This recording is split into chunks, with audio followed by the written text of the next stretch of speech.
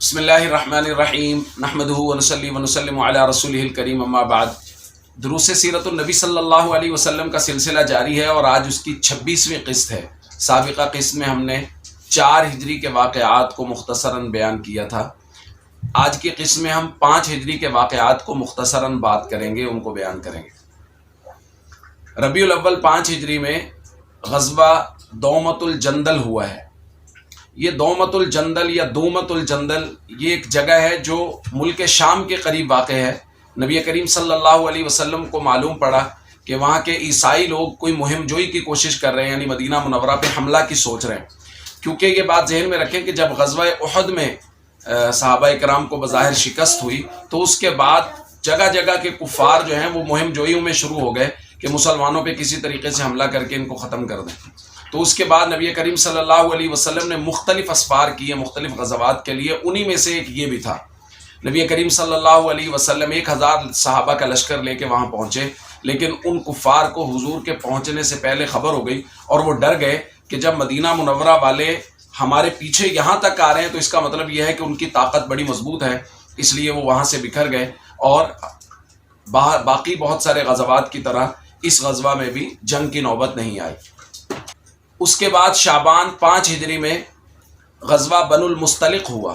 اس کو غزوہ بنو المستلق بھی کہتے ہیں اور اس کو غزوہ مریسی بھی کہتے ہیں، یہ دونوں نام ہیں اس کے۔ مریسی اس چشمے کا نام ہے، اس تالاب کا جس تالاب پہ جنگ ہوئی، اور بنو المستلق جو ہے یہ بنو خزاعہ کا ایک ذیلی شاخ، ایک قبیلہ ہے جس کے سردار حارث بن ابی ذرار ہیں۔ یہ ام المومنین حضرت جویریہ رضی اللہ تعالیٰ عنہا کے والد گرامی ہیں۔ انہوں نے حارث بن ابی ذرار نے مہم جوئی شروع کی، حضور علیہ الصلوۃ والسلام کے خلاف لشکر کو جمع کرنا شروع کیا۔ نبی کریم صلی اللہ علیہ وسلم کو خبر ملی تو حضور علیہ الصلوۃ والسلام نے حضرت بریدہ اسلمی رضی اللہ تعالیٰ عنہ کو بھیجا کہ آپ جا کے معلوم کر کے آئیں کیا خبر درست ہے۔ تو معلوم ہوا کہ خبر درست ہے۔ نبی کریم صلی اللہ علیہ وسلم نے صحابہ کرام کی ایک بڑی تعداد ساتھ لی، اور اس دفعہ منافقین کی ایک بڑی تعداد، جو پہلے کبھی کسی غزوہ میں اتنی بڑی تعداد منافقین کی نہیں گئی تھی جتنی بڑی تعداد اس دفعہ نبی کریم صلی اللہ علیہ وسلم کے ساتھ گئی۔ حضور علیہ الصلوۃ والسلام نے جلدی جلدی سفر کیا اور اچانک حضور علیہ الصلوۃ والسلام بنو المستلق پہنچ گئے۔ اب ان لوگوں کو یہ اندازہ ہی نہیں تھا کہ ہم لوگ حملے کا ارادہ کر رہے ہیں، اور کہاں محمد کریم صلی اللہ علیہ وسلم آ جائیں گے۔ تو ان کو اندازہ ہی نہیں تھا۔ نبی کریم صلی اللہ علیہ وسلم جب پہنچے تو وہ اپنے جانوروں کو ایک تالاب پر پانی پلا رہے تھے، اور اس تالاب کا نام ہے مریسی۔ اس وجہ سے اس غزوے کا نام مریسی بھی ہے، اور اس قبیلے کے نام کی وجہ سے اس کا نام بنو المستلق بھی ہے۔ صحابہ کرام کے اچانک حملہ کی وجہ سے وہ بکھلاہٹ کا شکار ہو گئے اور بہت سارے لوگ قیدی ہو گئے۔ 200 خاندان، 200 گھرانے وہ قیدی ہوئے۔ اس میں ہزاروں اونٹ، ہزاروں بکریاں اور سینکڑوں گھوڑے مال غنیمت میں صحابہ کرام کو ملے۔ حضور علیہ الصلوۃ والسلام صحابہ کرام کو لے کر واپس آئے، اور مال غنیمت میں حارث بن ابی ذرار کی بیٹی جویریہ جو 20 سال کی تھیں وہ بھی مال غنیمت میں تقسیم ہوئی، تو وہ ثابت بن قیس رضی اللہ تعالیٰ عنہ کے حصے میں آئے۔ ثابت بن قیس رضی اللہ تعالیٰ نے ان کو مکاتبہ بنا دیا۔ مکاتب یہ ایک اصطلاحی لفظ ہے، یعنی کسی بھی غلام یا کسی بھی باندی کو مکاتب یا مکاتبہ بنانے کا مطلب یہ ہوتا تھا کہ اس کا مالک، اس باندی کا جو مالک یا آقا ہوتا تھا وہ ان سے کہتا تھا کہ آپ مجھے اتنے پیسے کما کے دے دیں، میں آپ کو آزاد کر دوں گا۔ تو حضرت جویریہ رضی اللہ تعالیٰ عنہ کو مکاتبہ بنا دیا گیا۔ وہ نبی کریم صلی اللہ علیہ وسلم کی خدمت میں حاضر ہوئے، انہوں نے عرض کیا یا رسول اللہ، اس طرح مجھے ثابت بن قیس نے رضی اللہ تعالیٰ عنہ نے مکاتبہ بنا دیا ہے، تو میں آپ سے درخواست کرتی ہوں میرا بدلے کتابت ادا کرنے میں میری مدد کیجیے۔ نبی کریم صلی اللہ علیہ وسلم نے فرمایا کیا میں اس سے بہتر بات نہ کروں؟ انہوں نے کہا جی فرمائیے۔ حضور نے فرمایا میں آپ کا بدلے کتابت ادا کر کے آپ کو اپنی زوجیت میں لے لیتا ہوں۔ تو حضرت جویریہ رضی اللہ تعالیٰ نے اس پہ بے حد خوشی کا اظہار کیا۔ ادھر ان کے والد، ادھر حضرت جویریہ کے والد بہت پریشان تھے، تو وہ بہت سارے اونٹ لے کے حضور علیہ الصلوۃ والسلام کی خدمت میں آئے کہ میں اپنی بیٹی کا فدیہ ادا کرتا ہوں، آپ اس کو آزاد کر دیجئے۔ راستے میں 2 اونٹ جو ان کو بہت پسند تھے ان کو ایک پہاڑ کی گھاٹی میں چھپا دیا کہ میں واپسی پہ ان کے لے جاؤں گا، اور حضور کی خدمت میں آئے اور کہا کہ میں فدیہ کے طور پہ یہ اونٹ آپ کو دیتا ہوں، آپ میری بیٹی کو رہا کر دیجئے۔ نبی کریم صلی اللہ علیہ وسلم نے فرمایا اور ان 2 اونٹوں کا کیا ہوگا جو آپ وہاں گھاٹی میں چھپا کے آئے ہیں؟ تو یہ بات سن کے حضرت حارث بن ابی ذرار رضی اللہ تعالیٰ عنہ وہ بے حد مرعوب ہوئے اور حضور علیہ الصلوۃ والسلام کے اس معجزہ کی وجہ سے انہوں نے ایمان قبول کیا۔ تو نبی کریم صلی اللہ علیہ وسلم نے فرمایا ٹھیک ہے، آپ اپنی بیٹی جویریہ سے پوچھ لیجئے، اگر وہ آپ کے ساتھ جانا چاہتی ہیں تو مجھے کوئی اعتراض نہیں۔ تو حضرت جویریہ رضی اللہ تعالیٰ عنہ نے فرمایا میں اللہ اور اس کے رسول کو پسند کرتی ہوں، اور اس کے بعد حضور علیہ الصلوۃ والسلام کا حضرت جویریہ رضی اللہ تعالیٰ عنہ سے نکاح ہو گیا۔ اس نکاح کے فوراً بعد صحابہ کرام کے درمیان وہ جو گھرانے حضرت جویریہ بنو المستلق کے تقسیم ہوئے تھے بطور غلام اور خواتین بطور باندیاں، سب صحابہ کو جب پتہ چلا کہ حضور کا ان کے ساتھ سسرالی رشتہ بن گیا ہے اور حضور ان کے اس خاندان کے اور اس قبیلے کے داماد بن گئے ہیں، تو سب صحابہ نے سب قیدیوں کو، باندیوں کو، سب غلاموں کو آزاد کر دیا۔ حضرت عائشہ رضی اللہ تعالیٰ عنہ فرمایا کرتی تھی جویریہ سے زیادہ بابرکت کوئی بھی عورت اپنے قبیلہ کے لیے واقع نہیں ہوئی کہ جب ہی یہ حضور کی زوجیت میں آئی ہیں تو ان کی برکت سے اللہ نے ان کے پورے خاندان کے، ان کے پورے قبیلے کے گھرانوں کو آزادی نصیب فرمائی۔ نبی کریم صلی اللہ علیہ وسلم اس غزوہ سے جب واپس ہو رہے تھے تو چونکہ بہت بڑی تعداد منافقین کے ساتھ تھی، تو ایک جگہ پہ ایک چشمے پہ پانی لینے کے دوران ایک مہاجر اور ایک انصاری صحابی کا آپس میں کسی بات پہ تنازع ہو گیا۔ مہاجر صحابی نے یا للمہاجرین کہہ کے مہاجرین کو آواز دے دی، انصاری صحابی نے یا للانصار کہہ کے انصار کو آواز دے دی، اور یہ ایک دوسرے کے خلاف باتیں شروع ہو گئیں اور یہ آوازیں شروع ہو گئیں۔ نبی کریم صلی اللہ علیہ وسلم نے جب یہ آوازیں سنی تو حضور نے فرمایا یہ کیا میں زمانہ جاہلیت کی آوازیں سن رہا ہوں؟ تو حضور علیہ الصلوۃ والسلام تشریف لائے اور حضور علیہ الصلوۃ والسلام نے اس معاملے کو ختم فرمایا۔ تو اس وقت عبداللہ بن ابی منافق نے کہا، وہ جو سورہ منافقین قرآن پاک میں ہے، یقولون لئن رجعنا الی المدینہ لیخرجن الاعز منها الاذل، کہ اگر ہم مدینہ واپس چلے گئے تو ہم عزت والے ذلت والوں کو مدینہ سے نکال پھینکیں گے، یعنی ہم مہاجرین کو مدینہ سے نکال دیں گے، ہم انصار ہیں، ہم عزت والے ہیں۔ نبی کریم صلی اللہ علیہ وسلم کو یہ بات پہنچی تو حضور علیہ الصلوۃ والسلام کو دکھ ہوا۔ حضرت عمر رضی اللہ تعالیٰ نے کہا یا رسول اللہ اجازت دیجیے میں اس کا سر قلم کرتا ہوں۔ تو نبی کریم صلی اللہ علیہ وسلم نے اجازت نہیں دی۔ ان کے بیٹے عبداللہ بن ابی کے بیٹے عبداللہ، ان کا نام بھی عبداللہ، عبداللہ بن عبداللہ ہو گئے، یہ نبی کریم صلی اللہ علیہ وسلم کی خدمت میں حاضر ہوئے، یا رسول اللہ میرے والد کی وجہ سے آپ کو تکلیف پہنچی ہے، میں معذرت کرتا ہوں، لیکن اگر آپ حکم دیں تو میں اپنے والد کا سر لا کے آپ کی خدمت میں پیش کر دوں گا، لیکن اگر آپ کو ان کو قتل کرنا ہے، ان کا جرم اتنا بڑا ہے تو پھر آپ مجھے ہی حکم دیجئے گا، میں ہی ان کو قتل کروں گا، مبادا آپ کسی اور کو حکم دیں وہ ان کو قتل کر دے تو حمیت اور غیرت کی وجہ سے میں اپنے باپ کے قاتل کو قتل کرتا پھروں، تو آپ مجھے حکم دیجئے گا، میں ان کا سر لا کے دوں گا۔ آپ دیکھیے یہ کتنی بڑی بات ہے کہ ایک بیٹا صدق دل سے یہ کہہ رہا ہے کہ اگر میرا باپ نبی کریم صلی اللہ علیہ وسلم کی گستاخی کرے گا اور حضور کا حکم ہوگا تو میں اپنے باپ کا سر لا کے نبی کریم صلی اللہ علیہ وسلم کی خدمت میں پیش کروں گا۔ اسی غزوہ میں پھر ایک بہت بڑا واقعہ ہوا ہے، تاریخی بہت بڑا واقعہ افک جس کو کہا جاتا ہے، سیدہ طاہرہ سیدہ عائشہ رضی اللہ تعالی عنہا ام المومنین پر تہمت لگنے کا واقعہ۔ واپسی پر مدینہ منورہ کے قریب پہنچے تو ایک جگہ پڑاؤ کیا گیا، تو پردے کا حکم آ چکا تھا، جو ایک ہودج بنا ہوا ہوتا تھا اونٹ کے اوپر رکھنے والا جس کے اندر ازواج مطہرات بیٹھتی تھیں، اس کو اتارا گیا۔ تو سیدہ عائشہ رضی اللہ تعالیٰ عنہ نکلی قضاء حاجت کے لیے اور وہاں ان کا ہار گم ہو گیا، تو وہ اس کو تلاش کرنے میں ان کو تاخیر ہو گئی۔ صحابہ کرام نے جب وہاں سے کوچ کا ارادہ ہوا تو انہوں نے سمجھا کہ حضور سیدہ عائشہ رضی اللہ تعالیٰ عنہ آ کے بیٹھ گئی ہیں، تو انہوں نے پالان کو اٹھا کے اور اس ہودج کو اٹھا کے دوبارہ اونٹ پہ رکھ دیا۔ چونکہ حضرت عائشہ رضی اللہ تعالیٰ عنہ کم وزن کی تھی تو احساس نہیں ہوا کہ وہ اندر ہیں یا نہیں ہیں، اور قافلے نے کوچ کر لیا۔ سیدہ عائشہ رضی اللہ تعالیٰ عنہ جب وہاں سے واپس پہنچی تو دیکھا قافلہ تو موجود نہیں ہے، تو پریشان ہوئی اور اپنی چادر اوڑھ کے وہیں لیٹ گئی اور نیند آ گئی، سو گئی۔ ہر قافلہ کے پیچھے عرب میں یہ دستور تھا کہ وہ قافلے کی کوئی چیز اگر رہ جائے گی تو اس کے لیے وہ ایک دو لوگوں کو چھوڑ کے جاتے تھے، تو حضرت صفوان بن معطل رضی اللہ تعالیٰ عنہ کو چھوڑا گیا۔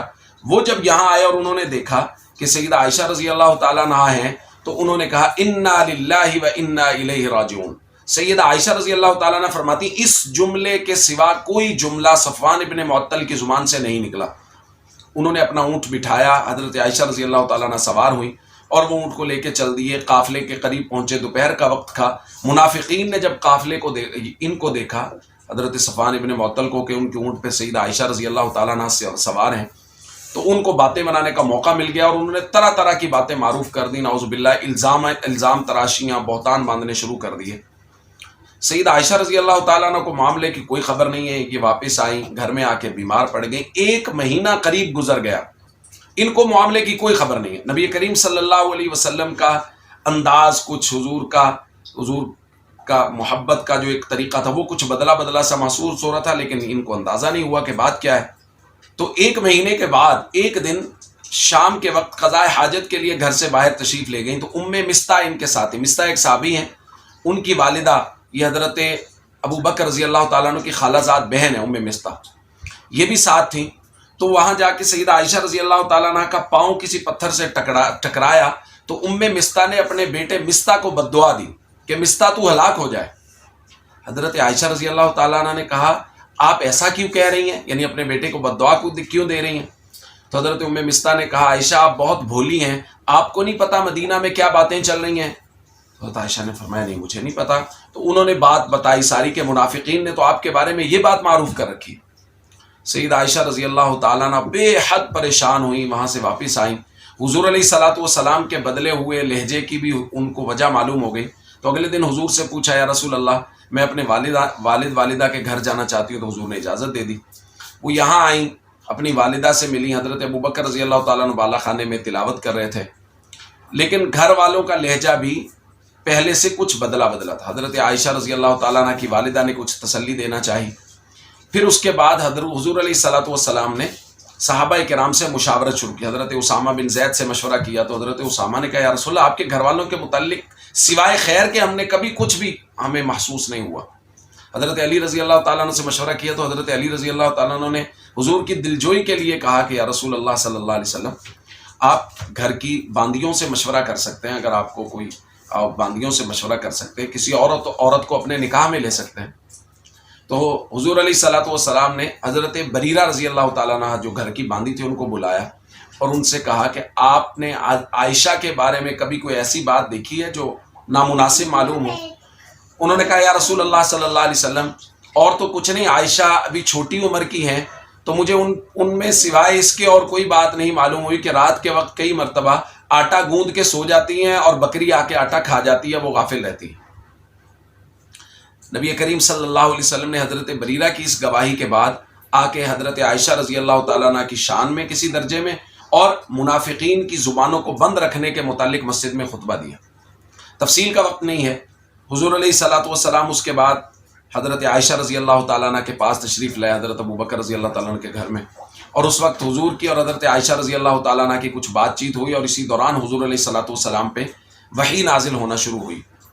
تو اس وقت حضرت عائشہ رضی اللہ تعالیٰ عنہ کی برات میں سورہ نور کی آیات اتری، نبی کریم صلی اللہ علیہ وسلم کے چہرے سے پسینے کے قطرات سردی کے باوجود گر رہے تھے۔ سیدہ عائشہ رضی اللہ تعالیٰ عنہ فرماتی ہیں میرا دل بے حد مطمئن تھا کہ میرے لیے اللہ رب العزت برات کا ہی اعلان فرمائیں گے، چونکہ میں بالکل پاک دامن تھی۔ تو جب حضور علیہ الصلوۃ والسلام سے وحی ختم ہوئی تو حضور علیہ الصلوۃ والسلام نے فرمایا عائشہ تمہیں مبارک ہو، اللہ نے تمہاری برات کے لیے قرآن کریم کی آیات اتاری۔ حضرت عائشہ رضی اللہ تعالیٰ عنہ کی والدہ نے کہا عائشہ حضور علیہ الصلوۃ والسلام کا شکریہ ادا کرو، تو حضرت عائشہ رضی اللہ تعالیٰ عنہ نے فرمایا میں پہلے اس رب کا شکریہ ادا کروں گی، اس رب کا شکر ادا کروں گی جس نے میری برات کا اعلان کیا ہے۔ اور سیدہ عائشہ رضی اللہ تعالیٰ عنہ فرماتی ہیں مجھے اس بات کا بالکل اندازہ نہیں تھا کہ اللہ میری برات کے لیے قرآن اتار دیں گے، یہ تھا کہ وہی اترے گی، نبی کریم صلی اللہ علیہ وسلم میری برات کا اعلان کریں گے، لیکن یہ اندازہ نہیں تھا کہ اللہ میری برات کے لیے قرآن اتار دیں گے۔ اس لیے امہات المومنین اور خاص طور پہ سیدہ عائشہ رضی اللہ تعالیٰ عنہ کے بارے میں اگر کبھی کسی شخص کی زبان سے کوئی اس طرح کی تہمت کے الفاظ نکلتے ہیں تو وہ شخص دائرہ اسلام سے خارج ہے۔ پھر اس کے بعد جن لوگوں نے حضرت عائشہ رضی اللہ تعالیٰ عنہ پہ تہمت لگائی تھی ان پر حد جاری کی گئی، اسے حد قذف کہتے ہیں، کسی پر تہمت لگانے کی حد، ان لوگوں پر حد جاری کی گئی۔ یہ مختصراً واقعہ افک ہے کہ حضرت عائشہ رضی اللہ تعالیٰ عنہ پر اس طرح تہمت لگی اور اللہ تعالیٰ نے اس طرح ان کی برات کو نازل فرمایا۔ بعض سیرت نگاروں کے مطابق تیمم کا حکم بھی اسی ہی غزوہ سے واپسی کے موقع پر نازل ہوا، لیکن زیادہ کی رائے یہ ہے کہ ایک دوسرے سفر میں، دوسرے غزوہ میں سیدہ عائشہ رضی اللہ تعالیٰ عنہ کا ہار گم ہوا اور ان کو ہار تلاش کرنے میں تاخیر ہو گئی، ادھر جگہ ایسی تھی کہ وہاں پانی نہیں تھا. صحابہ کرام نے حضور علیہ الصلوۃ والسلام کی خدمت میں عرض کیا. کچھ صحابہ کرام حضرت ابوبکر کے پاس گئے کہ آپ کی بیٹی کی وجہ سے تاخیر ہو رہی ہے، نماز میں پانی بھی نہیں مل رہا. تو حضرت ابوبکر رضی اللہ تعالیٰ نے حضرت عائشہ رضی اللہ تعالیٰ عنہ سے آ کے کہا کہ آپ پچھلے سفر میں بھی آپ کا ہار گم ہو گیا، اس سفر میں بھی آپ کا ہار گم ہو گیا.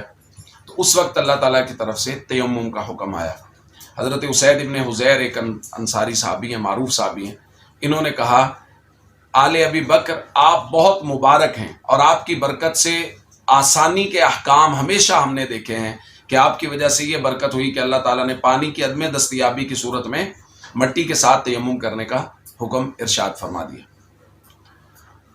اس کے بعد شوال 5 ہجری میں زیادہ معروف قول کے مطابق غزوہ خندق ہوا. غزوہ خندق کے متعلق ایک تفصیلی ویڈیو ہم پہلے بنا چکے ہیں، اس کا لنک نیچے دے دیا جائے گا. وہ پوری تفصیل کے ساتھ غزوہ خندق کو بیان کیا گیا ہے، آپ حضرات اس کو دیکھ لیں گے. میں انتہائی مختصر چند گزارشات غزوہ خندق کے بارے میں پیش کر دیتا ہوں.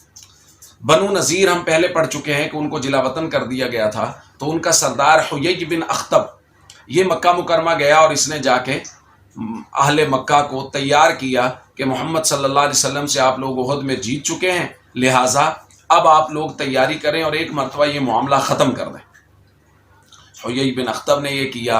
ادھر عیینہ بن حصن جو قبیلہ غطفان کا سردار تھا، اس کے پاس بندوں کو بھیجا اور ان سے کہا کہ ہم خیبر کی آدھی کھجوریں آپ کو دیا کریں گے، آپ ہماری مدد کریں محمد صلی اللہ علیہ وسلم کے خلاف.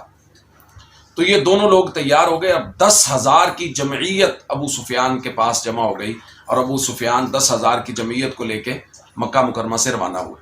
نبی کریم صلی اللہ علیہ وسلم کو معلوم ہوا تو حضور علیہ الصلوۃ والسلام نے صحابہ کو بلایا، مشورہ کیا.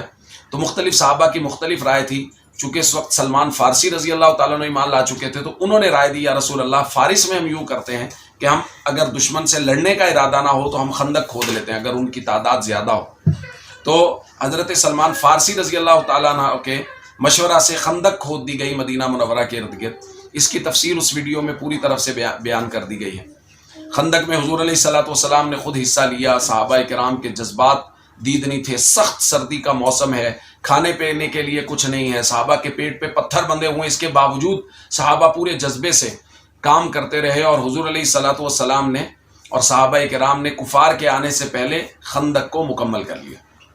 اب جب کفار یہاں پہنچے تو ان کو اندازہ ہی نہیں تھا کہ یہ صورتحال پیش آ جائے گی، چونکہ عرب میں تو یہ پہلے رواج ہی نہیں تھا کبھی خندق کھودنے کا. تو وہ دیکھ کے ایک دم سے حیران ہوئے. پہلے تو ان کو لگا کہ شاید ہم اس کا کوئی حل نکال لیں گے، لیکن اس کا کوئی حل بھی نہیں تھا. وہ لوگ وہاں پڑاؤ کر لیا انہوں نے. کبھی کبھی تیر اندازی کا تبادلہ ہو جاتا، وہ کچھ تیر پھینکتے، کچھ یہاں سے تیر پھینک دیے جاتے. ادھر حیی بن اخطب چلا گیا کعب بن سعد کے پاس جو بنو قریظہ کا سردار تھا، اور اس نے جا کے کہا کہ محمد صلی اللہ علیہ وسلم کے تو اب ان کا محاصرہ ہو گیا، اب وہ لوگ تو ختم ہو جائیں گے، لہٰذا آپ ان کے ساتھ عہد شکنی کرو، معاہدہ ختم کر دو. جب آپ ان کے ساتھ معاہدہ ختم کر دیں گے تو وہ بالکل کمزور ہو جائیں گے اور اس کے بعد آپ مدینہ منورہ پہ راج کرو گے. تو اس نے پہلے تو انکار کیا، لیکن جب اس کو سبز باغ دکھائے گئے تو وہ مان گیا اور اس نے عہد توڑ دیا. اب یہ بات خبر پھیلی منافقین کے اندر اور منافقین نے اس خبر کو خوب ہوا دی، اور قرآن پاک میں ہے انہوں نے کہا ان بیوتنا عورہ، حضور سے اجازت. وَيَسْتَأْذِنُ فَرِيقٌ مِّنْهُمُ النَّبِيُّ يَقُولُونَ إِنَّ بُيُوتَنَا عَوْرَةٌ. منافقین نے کہا ہمارے گھر کھلے پڑے ہیں، گھر میں خواتین اکیلی ہیں، ہمیں اجازت دیجیے ہم اپنے گھر میں جاتے. تو اس وقت حضور علیہ الصلوۃ والسلام کو بہرحال بہت فکر ہوئی اور حضور علیہ الصلوۃ والسلام نے صحابہ کرام کو بھیجا، جاؤ جا کے ان کو معاہدہ یاد کرواؤ. صحابہ وہاں گئے، جا کے ان سے بات کی. تو کعب بن اسد نے کہا کون سا معاہدہ، ہمارا تو آپ سے کوئی معاہدہ نہیں ہوا. تو وہ بالکل صاف مکر گیا اور اس نے انکار کر دیا معاہدے کا.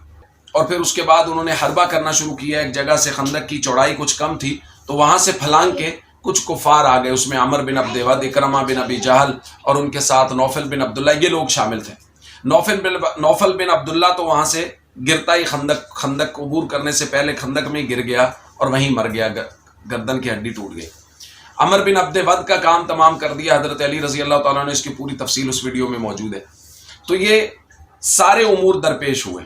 نعیم ابن مسعود اشجعی رضی اللہ تعالیٰ عنہ ایک بڑے جلیل القدر صحابی ہیں، اسی موقع پر مسلمان ہوئے اور انہوں نے حضور علیہ الصلوۃ والسلام کی خدمت میں رات کے وقت آ کے گزارش کی یا رسول اللہ میں مسلمان ہوں، میرے قبیلے کے لوگوں کو میرے اسلام کا نہیں پتہ، اگر آپ مجھے اجازت دیں میں اپنے اسلام کو چھپا کے کوئی تدبیر کروں کہ کفار اور بنو قریظہ کا آپس میں جو گٹھ جوڑ ہے ختم ہو جائے.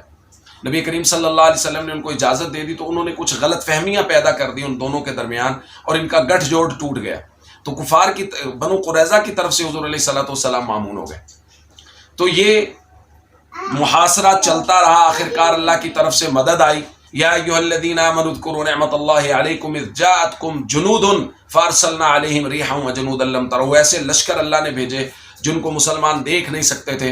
حضرت حذیفہ بن یمان جب جاسوسی کے لیے گئے حضور کے حکم سے تو ابو سفیان نے ایک تقریر کی اور رضی اللہ تعالیٰ عنہ، اور انہوں نے کہا کہ اب ہمارا یہاں رہنے کا کوئی اصول اور تک نہیں بنتا. ہمارے جانور ہلاک ہو رہے ہیں اور اس قدر سرد ہوائیں چل رہی ہیں، لہٰذا ہم واپس جا رہے ہیں. اور یہ کہہ کے انہوں نے اپنے گھوڑے کو ایڑ لگائی اور وہ وہاں سے چلے گئے. اور اللہ رب العزت نے مسلمانوں کو فتح نصیب فرمائی. اس وقت نبی کریم صلی اللہ علیہ وسلم نے فرمایا تھا الآن نغزوہم ولا یغزونا، اب ہم جائیں گے ان سے لڑنے کے لیے، کفار کبھی بھی ہمارے اوپر مدینہ منورہ میں حملہ نہیں کریں گے. یہ ہے کچھ غزوہ خندق کے حوالے. اس کی تفصیلات جو ہیں وہ اس ویڈیو میں دیکھی جا سکتی ہیں. اس کو لنک میں ہم لوگ اس ویڈیو کو انشاءاللہ دے دیں گے. باقی 5 ہجری کے واقعات کو ہم 26ویں قسط کے دوسرے حصے میں انشاءاللہ بیان کریں گے. وآخر دعوانا ان الحمدللہ رب العالمین.